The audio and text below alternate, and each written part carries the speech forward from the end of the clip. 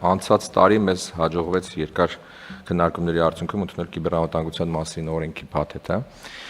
որը կարծում ենք շատ կարևոր ձեռքբերում էր մեր համընդհանուր աշխատանքների արդյունքում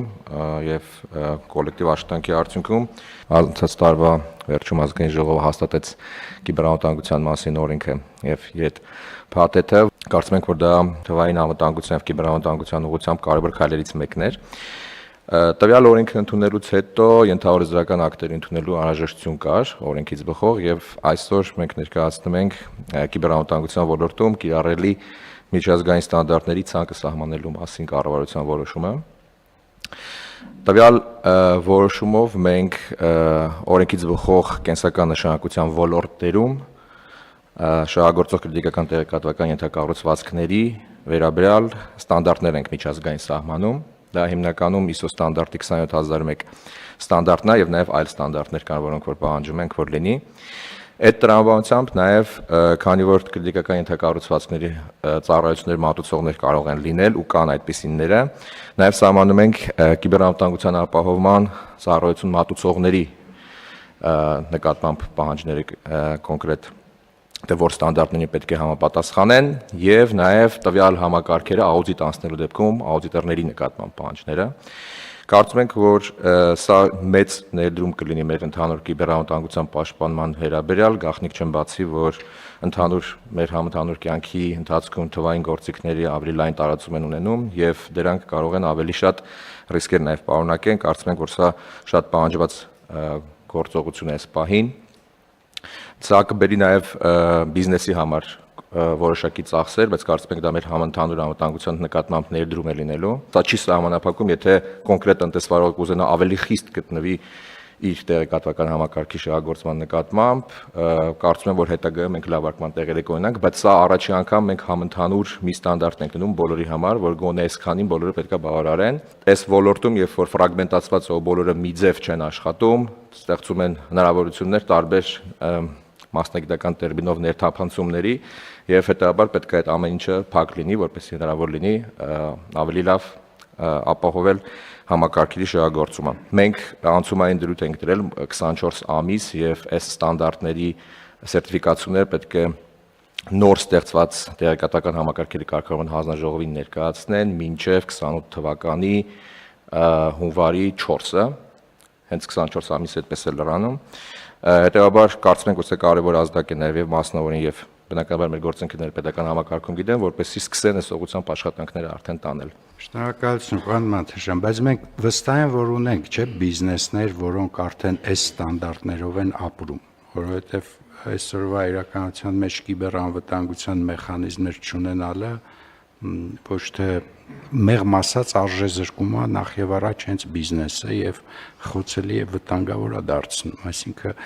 եթե նույնիսկ սա ենթադրում է որոշակի ծախսեր թե պետության թե մասնավորի համար բայց դրանք ծախսեր չեն դրանք ներդրումներ են որոնք ավելացնում են նույն այդ բիզնեսների արժեքը էականորեն եւ նաեւ ապագայում ինչքան ուշ դարվի այդքան ավելի բարդ է լինելու ճիշտ եմ չի միանշանակ վարչապետ Միանշանակ սա հենց տնտեսվարողների համար է ռիսկ նաև ու մենք միասին ձեր-ձեռքի տված հենց փորձում ենք այդ խնդիրը լուծենք Երևի անդրադառնանք այն հարցին որ եթե պետությունը կիբեռանվտանգության միջոցառումներով պաշտպանվի մասնավորը չպաշտպանվի պետության պաշտպանությունը դառնում է թերի Այո Եվ նաև պետության չպաշտպանված լինելը կիբեռանվտանգության տեսանկյունից նշանակում է պետության խիստ խոցելիություն եւ հիբրիդային պատերազմների դրսեւորումները գոնե մենք մեր վրա զգացել ենք։ Ու հենց հիբրիդային այս գործելավոճի տրամաբանության մեջ սա ավելի առերևույթ երևում է։ Որ ոլորտների համար ենք սարքում իմպերատիվ է ստանդարտի լինելիությունը։ Թվարկեմ, պարոն Գրիգորյան, էներգետիկ ոլորտն է, արտադրության ոլորտը, քիմիական սննդամթերքի, զենքի սննդամթերքի, բժշկական էլեկտրական համակարգչային էլեկտրոնային եւ օպտիկական սարքերի արտադրության, տրանսպորտային ոլորտը, ջրի մատակարարման, կեղտաջրերի հեռացման ոլորտը, կապի այդ թվում հեռահաղորդակցության ոլորտը, փոստի ոլորտը, ֆինանսական ծառայությունների ոլորտը, առողջապահության ոլորտը, տեղեկատվական տեխնոլոգիաների այդ թվում թվային ենթակառուցվածքների շահագործման ոլորտը, ռադիոակտիվ ընդերքաօգտագործման շահագործող ընկերությունների եւ իրանցով զբաղվող կառավարմամբ զբաղվող ընկերությունների ոլորտը, Տիեզերական գործունեությունը, տվյալների շտեմարանների կառավարողները, արտակարգ իրավիճակում անվտանգային ապահովման ոլորտը եւ պետական կառավարման ոլորտը, այդ թվում պետական մարմինների կողմից հրապարակվող թվային ենթակառուցվածքները ամբողջությամբ։ Ռիսկերի վրա հիմնված համակարգ է լինելու եւ եթե կենսական նշանակություն եւ կրիտիկական այնպիսի ենթակառուցվածք կա, որ կարա մեծ ազդեցություն ունենա, այդտեղ փոքր մեծ կարեւոր չի, դա կառավարության ցանկով բերելու ենք հաստատվելու է եւ եթե ցանկում հայտնվեց այդ կրիտիկական ենթակառուցվածքը, ինքը պետքա պաշտպանություն ունենա։ Այսինքն ամբողջությամբ պետքա վտանգների եւ բաների եւ հարձակումների այդ տեսանելիություն լինի մեր երկրում, կապ չունի փոքր է, մեծ է եւ անհատներ են, եւ այդ տեսանելիությունից ելնելով մենք պետքա անդադ ցանկ ունենանք զարգացող այս ոլորտներում, որոնք պիտի ապահովեն կիբեր անվտանգության բոլոր պահանջները եւ հիգիենան։ Հավատարմագրումը այս ոլորտում հենվելու ենք աշխարհի լավագույն հավատարմագրման կենտրոնների կողմից հավատագրված սերտիֆիկացման մարմինների վրա։ Եվ այն երկրները, որոնք մենք չենք ճանաչի կառավարության մակարդակով, այդ երկրների սերտիֆիկացված նույնիսկ ամենաբարձր անուն ունեցող սերտիֆիկացման ընկերությունները չեն կարող այս աուդիտորական գործունեությունը իրականացնել, որը այսօր համատարած է մեզ մոտ, եւ դա մենք կարծում ենք կիբեր անվտանգային լուրջ խնդիր է, որովհետեւ թղթեր են ստեղծում տարբեր նպատակով, բայց բուն կիբեր անվտանգությունը արդյոք օպերացիոնալ մակարդակով եւ որոշումների մակարդակով ապահովված է թե չէ, մենք պետքա երաշխավորված լինենք։ Ամեն մանրուքը կարեւոր է եւ այդ աուդիտորական ինստիտուտի կայացումը մեր երկրում, որ կարողանա որակապահովի, որ եւ նաեւ հանձնաժողովում կարողություններ, որ այդ աուդիտորական հաշվետվությունները կարողանան կարդալ եւ գործողությունների վերածեն մշտադիտարկման, սա ամենակարևոր մարտահրավերն է, որի վրա ռեսուրսներ ենք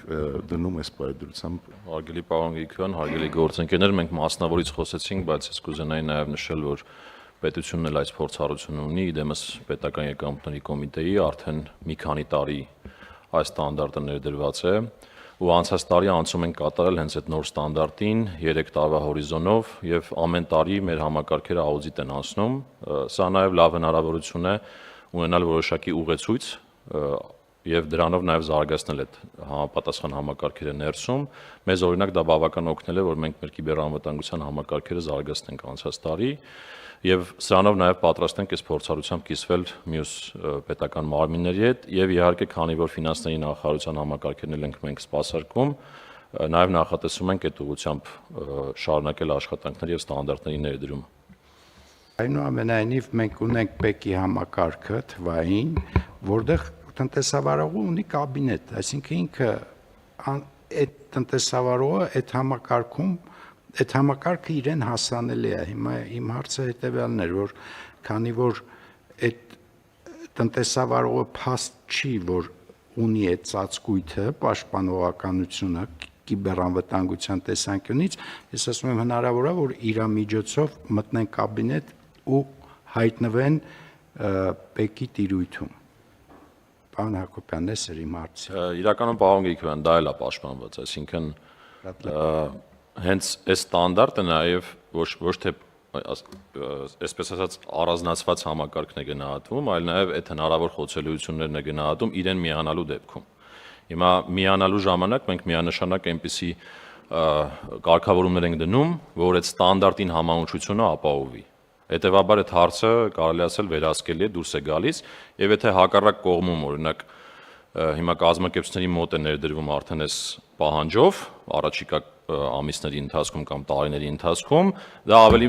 մեծ անվտանգություն է ստեղծում ընդհանրապես, օրինակ իրենց մոտից, իրենց առևտրային ծրագրերից հնարավոր արտահոսքերի տեսանկյունից, որը ավելի վերահսկելի կդառնա արդեն։